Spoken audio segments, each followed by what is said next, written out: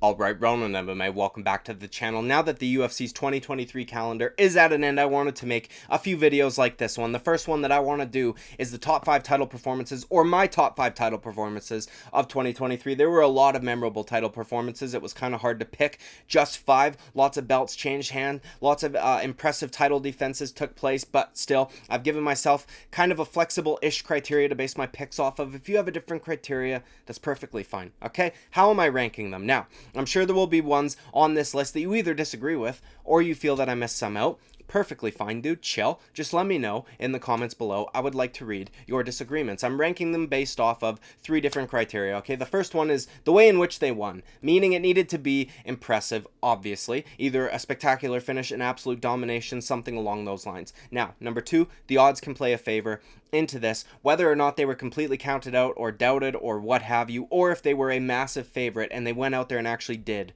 what a massive favorite should theoretically do. Number 3, the guy that they beat, meaning if we have a little title, playing hot potato or something like that, a guy who maybe shouldn't be champ, but right place, right time, and somebody beats him, I find that to be less impressive than dethroning a long reigning champion. Okay, also it was hard to pick a particular order to put these in, so realistically I could maneuver them maybe a little bit, but I kind of based that off of how I felt in the fight. Do you know what I mean? While I was watching it live, how did it make me feel? That's kind of how I rank these. So let's get started right away with number 5 on my list, which is Leon Edwards versus Kamaru Usman 3. Now, put this one at number 5 for a few different reasons. I will go over them right now. In the second fight in which Leon Edwards head kicked Kamaru Usman, there were many unanswered questions to a large portion of the fan base. Leon had lost rounds 2, 3, and 4 after kind of gassing after having an impressive and aggressive first round. He was on his way to also losing that 5th round when in the final minute he pulled off one of my personal favorite title finishes of all time. All right, but many people still doubted him. Thought, oh well, all Usman had to do was not get caught in that last minute, and they were even talking about this was a fluke. Do you know what I mean? It was really fluky. He just pulled that off in the last whatever. He gassed in the first. This guy's not championship material. Kamaru Usman's a champion without a belt. This kind of shit, right? Going into that trilogy, Leon Edwards was a 2-1 underdog. Kamaru Usman was a minus 240 favorite, right? And in my opinion, he went out there and had one of the best performances I think that he could have had, following what many people viewed as a fluke. He left no doubt in people's mind, at least in my opinion. I scored one single round for Kamaru Usman, okay, in that trilogy. So Leon showed us an unbelievable anti-grappling ability. His takedown defense was absolutely phenomenal. He got to show us a large part of his striking arsenal as well, because he was able to stop so many of those takedowns and get out of the clinch, which he wasn't really able to do in the second fight. And he also showed us that he's not going to gas after one round as long as he's not fighting in Salt Lake City. Okay, Usman had 5 title defenses, in my opinion, one of the greatest welterweight champions of all time. Finished 3 out of those 5, and as I said, many people counted Leon out and kind of still viewed Usman as the champ without a belt based on how the vast majority of that second fight went. So it's for this reason that I put this performance at number 5 on my list of top 5 title performances. Let's get to number 4, okay? Alexander Volkanovski versus Yair Rodriguez. I put this one at number 4 because in my opinion, this performance from Volkanovski was absolutely fucking phenomenal for a few different reasons. So let's go over that, okay? Just 4 months prior, dude had tried and came up short to get double champ status against Islam Makhachev. Right now, in my opinion, he had an absolutely incredible showing of himself, but he still came up short. Can be demoralizing for a champion, and despite him getting what you would imagine is a confidence boost based off of the fact that he went toe-to-toe with the champion up a weight class, right? Some people were still not sure how he would bounce back from it at his own weight class. Yair looked like an absolute fucking killer against Josh Emmett in the interim title fight. I know it's Josh Emmett, but regardless, right? His striking was on point. The grappling off the back was on point. He came out fast, hard, aggressive, was absolutely savage in the damage that he was causing to Josh Emmett. He was punishing Josh Emmett for even being in there with him, despite the odds heavily favoring Volkanovski, right? There were plenty of people that thought Yair Rodriguez could potentially be a very live underdog. Many people citing the stylistic matchup for this one, potentially giving Volk problems, right? The dexterity of Yair Rodriguez, the kicks, the craziness, the creativity, all this kind of shit. Thought that this could potentially spell disaster for Volkanovski, especially coming off of a loss, right? None of that mattered though to Volk, okay? And I know what a lot of anti-Volk fans or Yair Rodriguez fans are gonna say, and they will bring up the clash of heads in round 3. I could give a fuck less. It's not like Yair was doing well before that happened, okay? Volkanovski absolutely dominated this fucking fight, and there's no question about it. He just dominated. He smashed Yair Rodriguez in all 3 of those rounds, where in the first 2 where there was no clash of heads, right? So enough of that, right? Volk outstruck him by almost 3 times, right? Volk got 7 of his 12 takedowns, almost 60%. It's very accurate, right?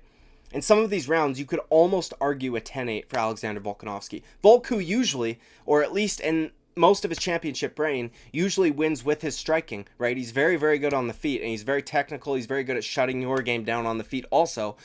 He showed us a well-roundedness in his game at the highest level of the sport, right? When he's taking dudes down and smashing them early on in his UFC career, it kind of makes more sense because you're like, yeah, but who's he really fighting? We know that he's strong in this and that. But now that he's fighting the top of the division and he can still do this, right, when he's primarily a striker anyways, in my opinion, was extremely oppressive. And this was probably his most dominant title defense to date. I know that he absolutely beat the shit out of Brian Ortega. I know he beat the shit out of the Korean Zombie. I know that he beat the shit out of Max Holloway in their 3rd fight. Yair Rodriguez had almost nothing for him, and he also showed us a very high fight IQ to just know and be able to swallow your pride and be like, you know what, this guy's probably got me beat on the feet. I'm just going to take him down and smash the shit out of him. Okay, so he also showed us a very strong mental fortitude to be able to come back after a loss and do something like that. So that's why I got this one at number 4. Let's move up to number 3. All right, I bet you a lot of people are going to disagree with this because I know that there's a ton of Yuri stands out there, and I know that,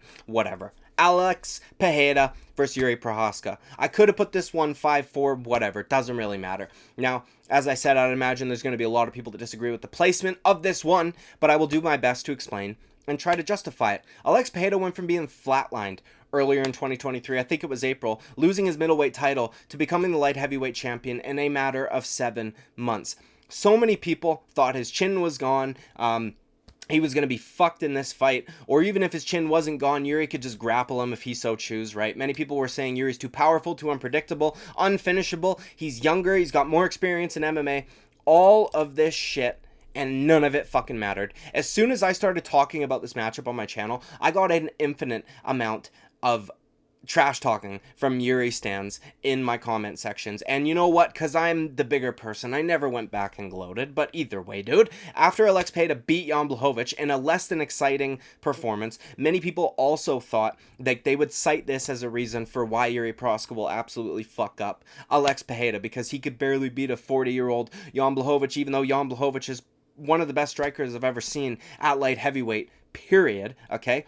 This fight, going into it, was essentially a pick'em fight on the betting line. I believe Alex Pereira was a very slight favorite, but pretty much a pick'em fight. And Alex Pereira went out there, and finished a guy who was a champion in the UFC, champion in other organizations, has been in the sport of MMA for over a decade professionally, and has not lost since 2015, which was the last time he was finished. Also, he had, in my opinion, a perfect game plan, and he stuck to it. He had moments of adversity, right? He got tagged a couple of times. He got taken down in the first round and was unable to get back up, and probably on quite a few people's scorecards, lost that first round despite the amount of damage he caused to Yuri Prochazka's leg. But regardless, then in the second round, he executes one of the most perfect counter shots we saw all year, or at least in my opinion, exactly how I called it in my detailed picks video: a slip with a right uppercut slash hook. It was kind of like a shovel hook, which is like getting 2 birds stoned at once, okay? Because with the movement of that punch, not only are you hitting your opponent, but you're also chambering the left hook that followed it, which is his money shot, right? Landed perfectly, dropped Yuri Prochazka, who then went for a takedown. Alex Pereira would not let up with those elbows, and no matter what you think of the stoppage, if you think Yuri Prochazka is a special person who should be awarded a special treatment, right? And if he gets knocked out, we should just wait a few seconds to see if he comes back up. Or if you agree with it, right? If you saw the arms go limp, it was a very memorable moment in my opinion. Madison Square Garden, double champ status, all this shit, right? Also, the reason that I put this one above the first two, I guess, in the moment were the stakes that were at play. As I said, double champ status, right? Alex Pereira became just the 8th, I believe, person to win championships in 2 weight classes, and did it against an absolute savage in Yuri Prochazka, who we've seen be very durable, who has finished all of his UFC opponents before this one and accomplished this all within 2 years of being in the UFC. Almost to the day. I think his first UFC fight, I believe, was November 6th, and then this one, I think, was November 11th. But either way. So it's for that reason that I maybe ranked this one a little bit higher. Also, I'm a huge Alex Pereira fan, so some bias may be at play, and while I was watching this fight, I was losing my shit. Number 2, Sean Strickland versus Israel Adesanya. Now, I could have put this one number 1. Maybe I should have, but either way. I don't really know why I didn't. And I think that a few of you are going to be mad at my number 1 pick. But either fucking way, dude. Because this one meets all of the criteria, right? Either way. Now, Sean Strickland got his opportunity on short notice. He was handpicked by the then champion, Israel Adesanya, who was an over -600 come fight night, right? Israel Adesanya thought, I can get some free legacy off him, add another defense to my reign. Whatever. Sean Strickland was literally doubted by everyone, right? And he went out there and, in my opinion, put on one of the most impressive title performances we have seen from a challenger ever. 5 rounds, essentially, of outclassing one of the best strikers in the sport. Everybody thought if Sean Strickland has a chance, obviously it's to grapple. He didn't even shoot a single fucking takedown, I don't think, okay? A guy in Israel Adesanya who had 5 successful title defenses at middleweight. A guy who lost his belt to his absolute arch nemesis, his fucking movie villain, whatever, dude. And won it back in insane fashion by brutal KO. Honestly, honorable mention to that one. It could have maybe been on this list, but whatever, dude. Either way. Went out there, completely shut down his game, made him look like an amateur kickboxer who takes cardio kickboxing lessons. Dude, it was unbelievable, okay? Checked the vast majority of his leg kicks, dropped him badly in the first round, almost got him out of there, made Israel Adesanya miss almost 200 times, right? Izzy landed 94 of 271 total strikes, which is 177 shots missed. That literally affected Israel Adesanya's striking accuracy stat. That's how much he fucking missed before this fight. It is insane. On all judges' scorecards, won 4 rounds, and to be honest, it wasn't really close. There was not a single round aside from round 2 that you could argue for Israel Adesanya. He showed us how amazing he is defensively, which I think a lot of us didn't really realize because he had been slept by Alex Pereira just maybe, I don't know, 7 months prior, something along those lines, or a year earlier, sorry.